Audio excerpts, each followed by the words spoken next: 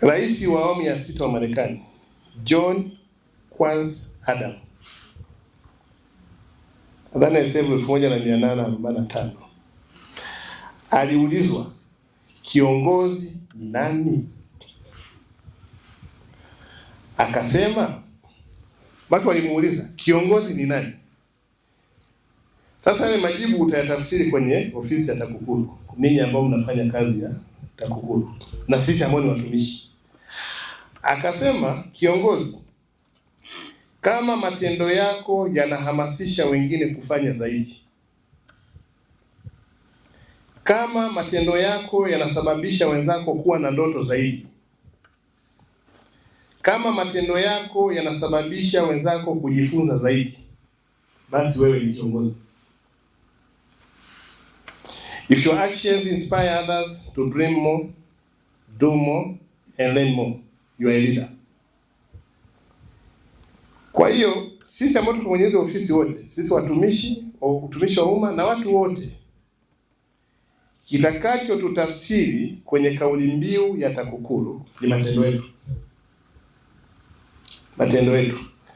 Na ndio maana sisi hata jana with confidence tulimwambia mkurugenzi mkuu, hakuna maana sisi tumewaingilia TAKUKURU kwenye kufanya kazi yao. Wana uhuru kabisa. Kabisa. Wawe na uhuru kabisa. Na wamefanya kazi ile kwa ufanisi na imetusaidia. Utaona hata taarifa zetu kwenye Mwenge, ofisi ya CAG, utaona miradi yetu ina value for money. Wala hamna mtu ambaye anahangaika kutafuta kwamba mradi umefananaje, kwa sababu TAKUKURU wenyewe wanapita. Kamati ya siasa inapita. CMT inapita. Kamati ya usalama inapita. Kwa mwisho wa siku hata ile dhamira Mheshimiwa Rais anapoleta zile hela za miradi inakuwa na maana. Lakini mkurugenzi mkuu ni kama ili jengo. Pesa ambayo imetajwa hapa na engineer inafanana na jengo lake. Kwa ofisi inaonyesha kabisa kwamba ofisi ambayo ni jicho la serikali hata thamani yake. Lakini hata kwenye kujenga, mkurugenzi, huko nyuma sisi tulishazungumza pale Njombe. Umeona hii miradi yote unaopita wanajenga tu Waswahili. Mradi tu mzuri. Kwa ile confidence ya sisi kuamini wakandarasi wetu wa ndani. Mkurugenzi, wewe ukipita hizo vyote hivyo ukimaliza, afu mwakani ukaja kutoa ile taarifa yako, ukawapigia chapuo hawa wakandarasi wetu, wahandisi wetu wa ndani kuweza kufanya miradi ghorofa moja, ghorofa mbili, wakafanya.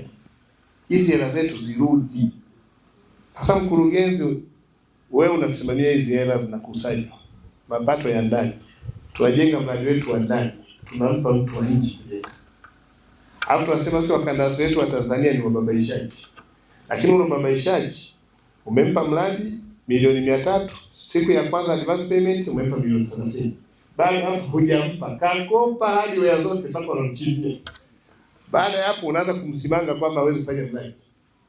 Lakini kwa hiki ambacho unakifanya, Mungu akikusaidia hizo ofisi zote ukazitembea ukamaliza, ipo nafasi ya kutushauri kabisa. Ili uchumi wetu uchechemke, baadhi ya miradi hii mikubwa hela zibaki ndani, tufanye sisi wenyewe. Siwatetei wakandarasi wa ndani, najua wapo babaishaji, lakini mkurugenzi wewe mwenyewe unajua, ofisi yako inajua, tunao wakandarasi wa hiyo babaishaji sana kuliko hata hao kwetu ambao tunawadharau. Wababaishaji, kampuni za mifukoni wanapewa kazi kiujanja, wanaharibu. Kwa hiyo tusidamage sisi watu wetu. Mtu kama huyu Mheshimiwa DC aliyejenga hapa, hata sisi tukipata kazi yetu, tunakielewa kama yule aliyejenga ofisi ya TAKUKURU, tumeshajenga ofisi yetu nyingine. Mtu kama huyu, hata kama nifanya finishing, tunaenda kwenye kujenga madarasa mengi mwaka wetu hapo unganisha mitaala. Mtu kama anawaambia omba pata madarasa 50 na nini. Kwa hiyo tunachosema ni kitu kizuri, ofisi nzuri kwa kweli. Hata yule mkuru DBC aliyehamia hapa, mimi naamini atakuwa na amani tu. Hata akipiga picha yake hapo akasema niko ofisini, inakuwa ni nzuri.